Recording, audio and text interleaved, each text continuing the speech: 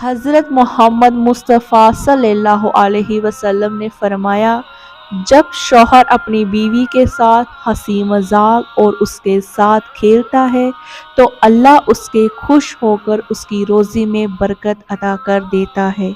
तो अपनी बीवियों को खुश रखा करे।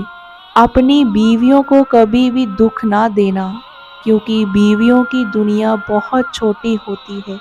अपने शौहर से शुरू होती है और अपने शौहर पर ही ख़त्म हो जाती है। औरत को अपने शौहर से रूठना ये उसका हक है और शौहर को अपनी बीवी को राज़ी करना और मनाना ये उसका फ़र्ज़ है। अल्लाह के रसूल की सुन्नत है, जब शौहर अपनी रूठी हुई बीवी को प्यार से मनाता है तो अल्लाह को उसकी ये अदा बहुत पसंद आती है।